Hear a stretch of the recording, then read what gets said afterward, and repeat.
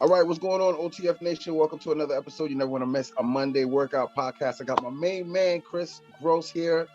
Before we dive into the interview, first and foremost, Chris, I want to say thank you for the opportunity. I was a member, right? Just posting videos, sharing my experience. An opportunity opened up for a sales position at OTF, and you did my interview, and I interviewed with Mike, and you guys said, originally I wanted to start off as a coach. And Mike said, Gene, listen, run the front desk first, right? You'll be a better coach if you understand the industry. And he was 100% right. So, I'm just grateful to be under a leadership like you and Mike and Paula. I'm grateful to call you not just my mentor, but also a friend. Right. And so I'm super excited. Now, before we get into the meat of the interview, which is Hell Week, you got nominated for Coach of the Year. Then you went down to San Diego and you won Coach of the Year. Look at home, baby. The entire company, man. And so I'm super proud of you. But what was that experience like? It was incredible. I mean, there's no doubt about it. When I found out that I was nominated, I think we found out in like the early part of August or end of July, that I had made it to the top 3. And that alone was such an honor. You're talking about this company has over 6,000 coaches. We're in 20 plus countries worldwide, 1,500 plus studios. Like that's a lot of coaches and a lot of coaches who are very strong at what they do. So to be considered among the top 3 alone was phenomenal. And then to get there and actually win, it was, just like a whirlwind of an experience, but super, super exciting. It's funny, like when I first got back and people started asking me like, oh, how did it feel? Like, were you surprised? Were you like, just totally in shock when it happened? And my initial like immediate response was like, no, I wasn't surprised. And I realized like that probably kind of comes off as somewhat like arrogant. It's not like I wasn't surprised. Like, I know I'm going to win this. I knew I was going to win.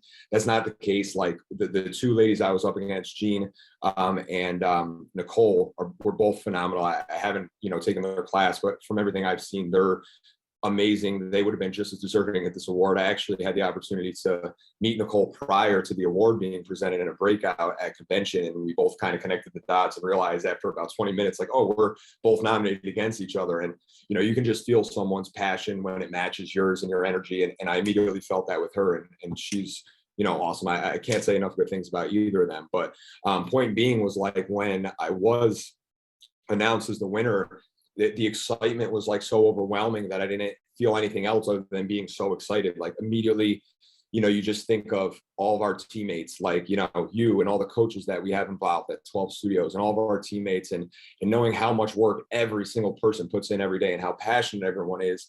Like, it was like a culmination of like, I'm up here just to represent all of us. Like, this is for all of us. It's not just for me. So that was like the first feeling of excitement. And then just thinking about all the members and the amount of people that I've met and relationships I've built over the last 6 years, all kind of coming to a head in that moment was like, just, you could feel it in your soul. Like it was just excitement on another level. Like you've probably seen the video of after I get the award where I'm like stomping my feet. And that was like just basically the only thing I could do to control that amount of excitement in a relatively controlled way coming out. But, exciting and very humbling, and something that I certainly take a lot of responsibility with, and I don't take lightly.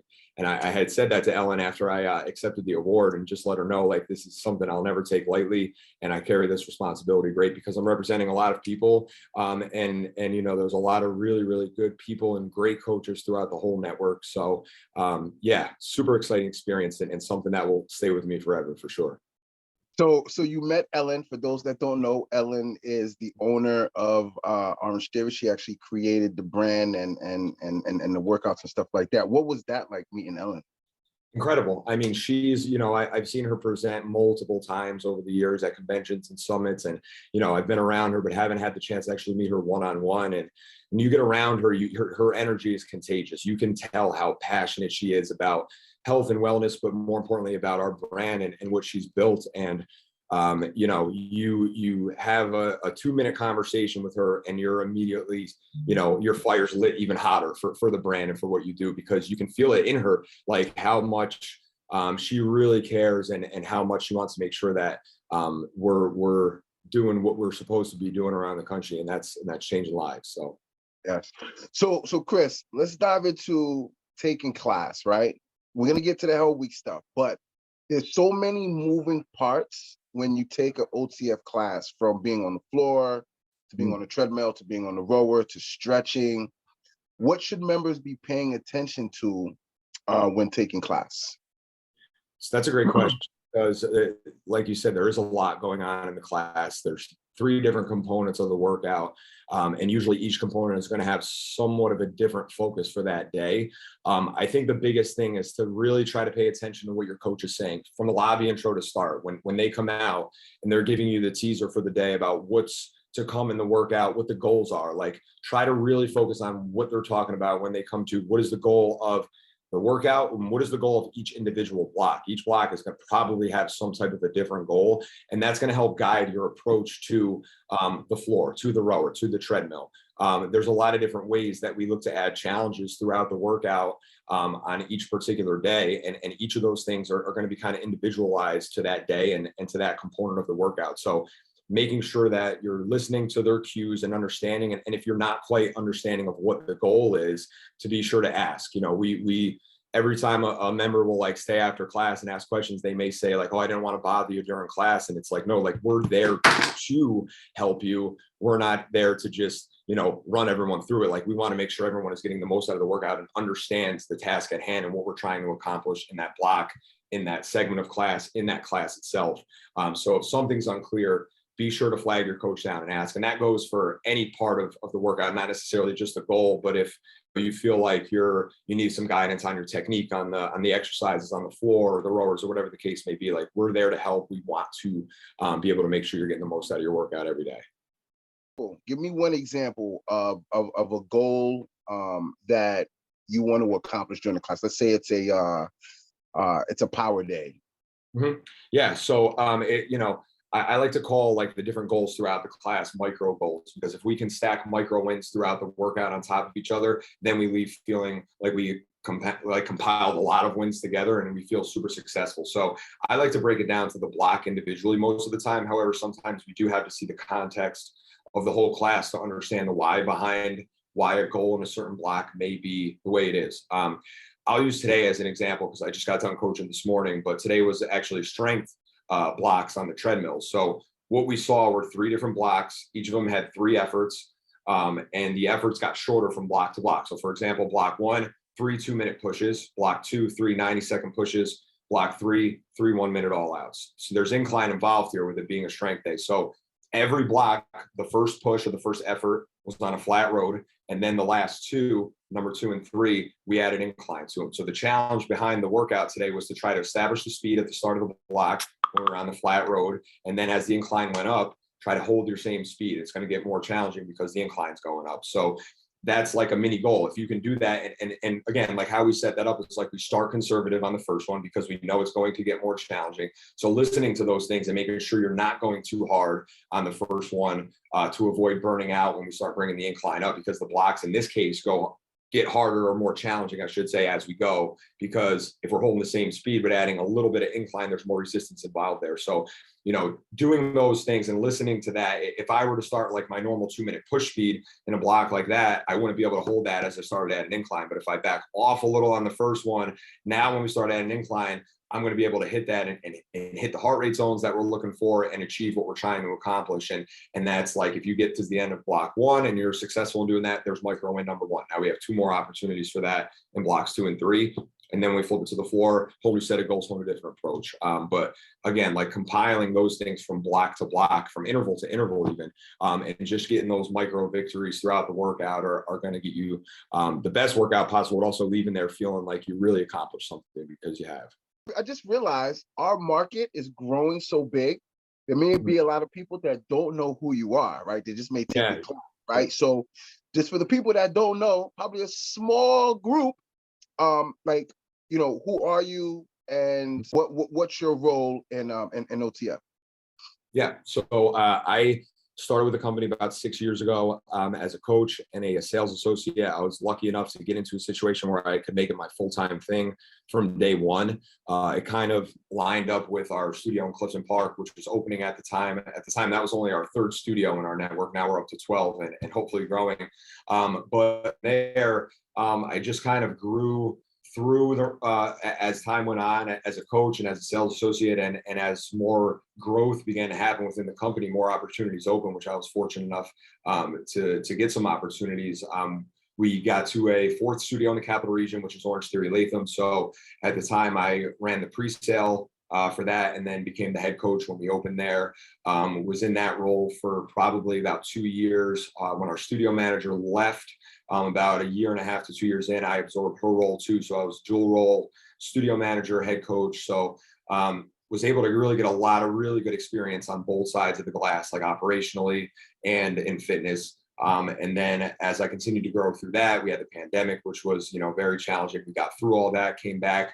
And at the time was when we started to get into talks about acquiring the Hudson Valley region, the 3 studios down there. And once talks progressed with that, a role of regional fitness manager became open for that region, and I was lucky enough to have the chance to be offered that opportunity.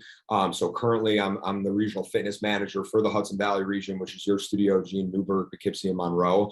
And I'm also in what we call fitness development in the capital region, where I assist with a lot of onboarding and training for new coaches or current coaches, just helping them progress as coaches and fitness professionals through their careers.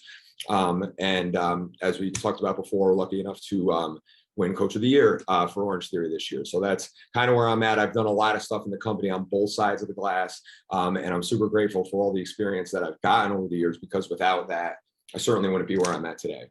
So what's the responsibility of a regional manager? So really, like, just to provide support for our head coaches, our studio managers, and all the coaches on the team. And that's, could be as simple as just running meetings and trainings, onboarding new coaches, but also helping problem solve certain situations that come up throughout the day, and just really trying to listen to see where I can help the most in terms of my experience and my knowledge. And if I can't help, then finding the right person to help. I'm still heavily involved as a coach. I'm running about 14 to 15 classes a week between both regions, in addition to my responsibilities as a fitness regional manager, which again is just, a lot of support for our current coaches, head coaches, and everyone on the team. Let's dive into Hell Week, Chris. Do it. So for our new members, what is Hell Week and what's the purpose of Hell Week?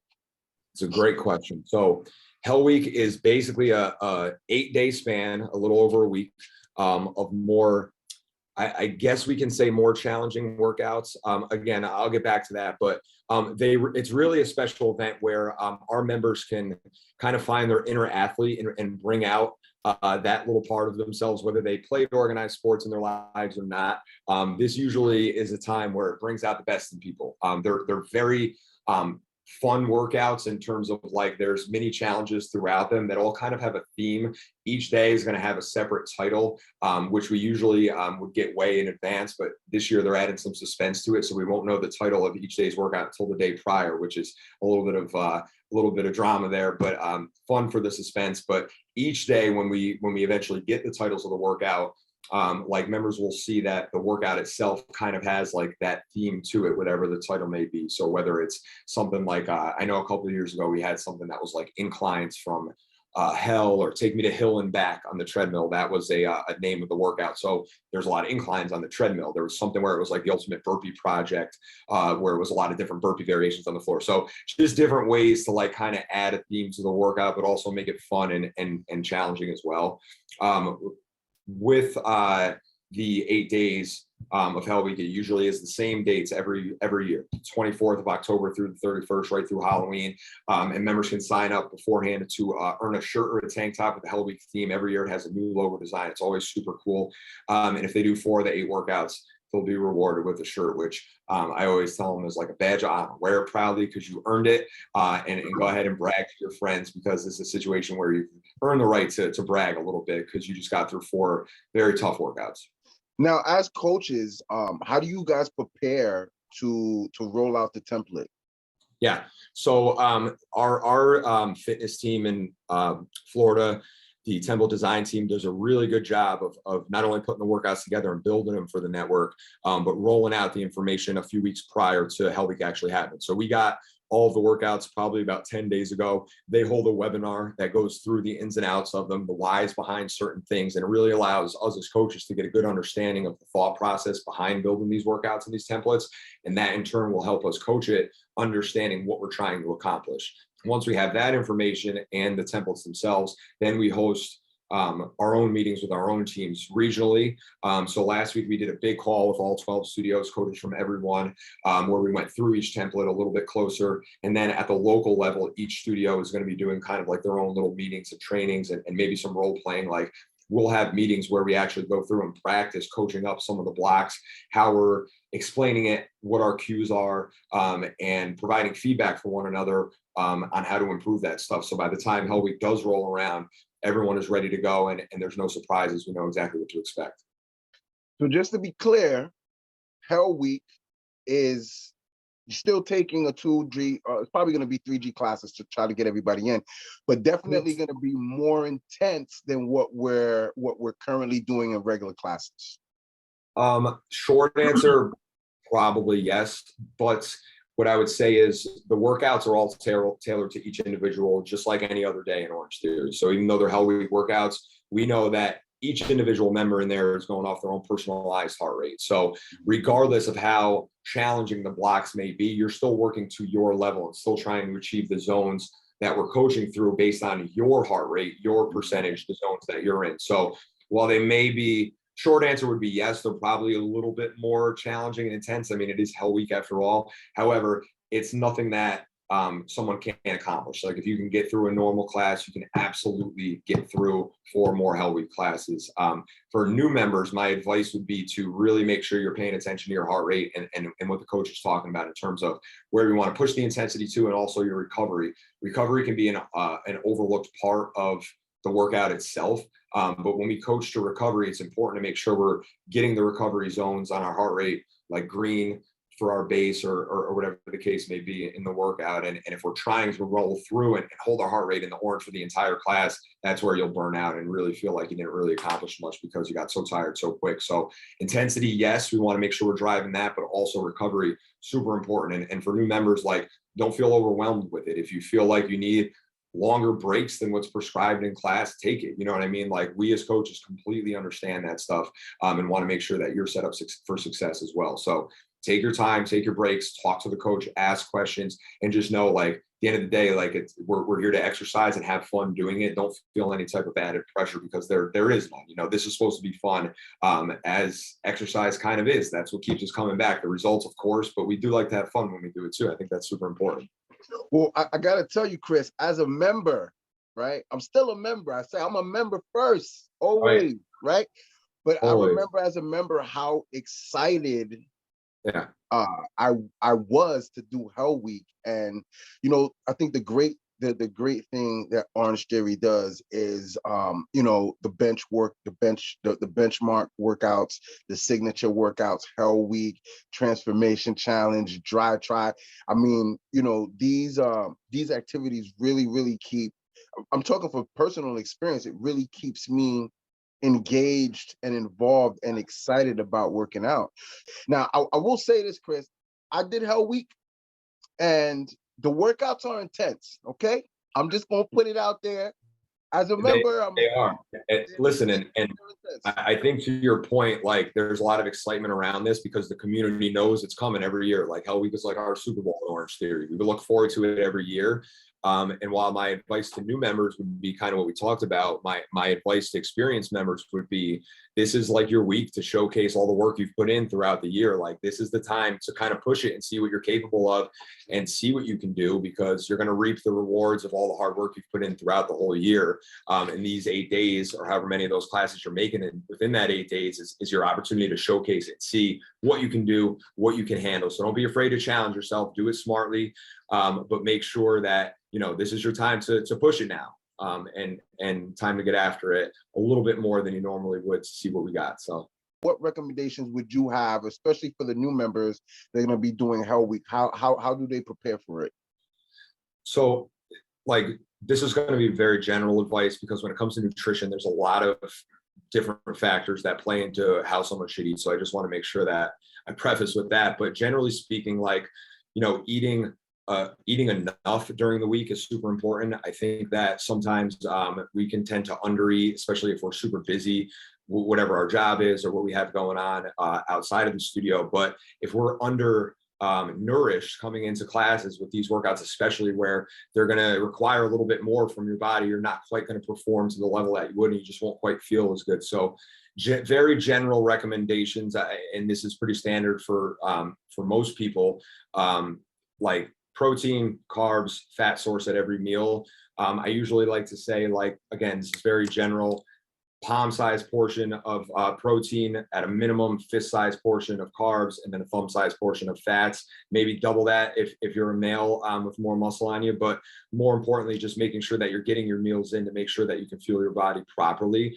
If you're someone that works out early in the morning at like 5 a.m. and you never eat before class, I don't know that I would necessarily start doing something like eating beforehand the week of Hell Week. However, if you feel like you take class and you start to lose energy by the end of it, maybe start with something like, a banana and maybe a protein shake, something super light. It's not going to upset your stomach. You just got to be careful to not introduce foods too fast in that situation, because you may get halfway through your workout and realize, oh shoot, I never eat before class, now I feel sick. So just be careful with that. Hydration is going to be super important. Like, so drinking a ton of water throughout the day. We're going to be using a lot of energy, but also sweating a lot during the workouts.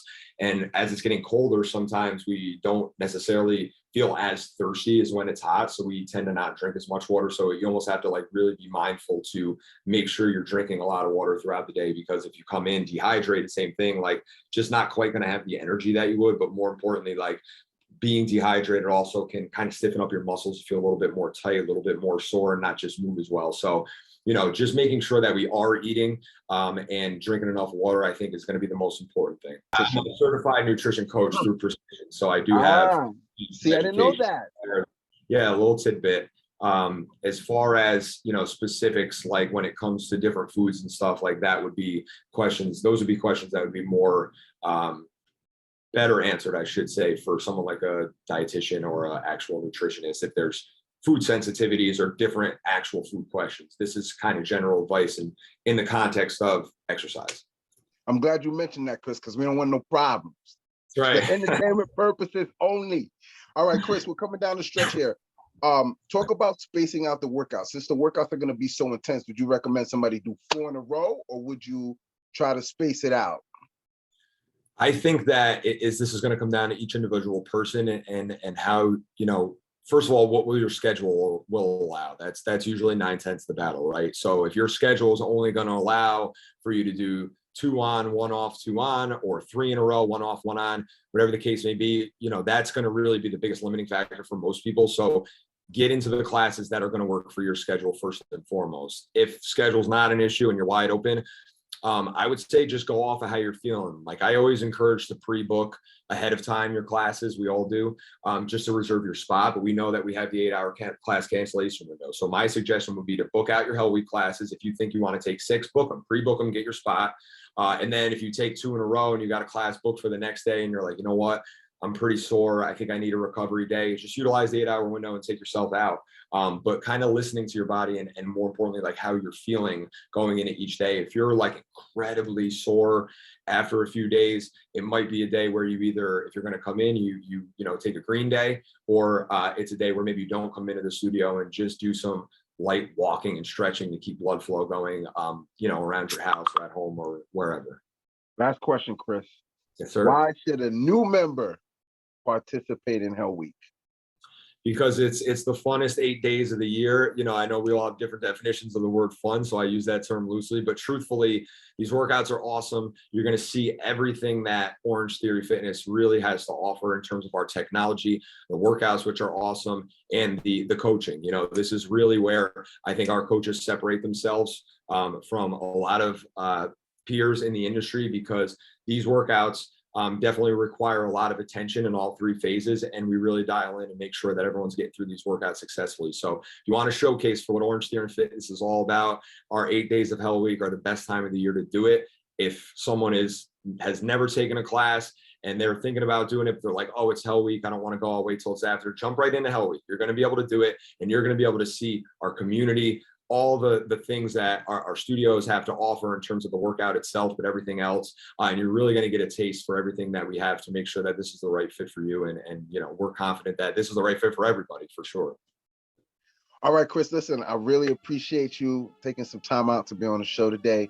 You talked about two important things that I would like to talk about in future episodes. Number one, working out to your level of fitness, and also talk about recovery. So I'm gonna let you get back to work, Mr. Coach of the Year. I know you got a lot on your plate. You got a lot going on. Have a great weekend, and I'll see you at Hell Week next week, baby. Yeah, let's do it. Thanks, Sheen. All right, Chris. Take care. Later.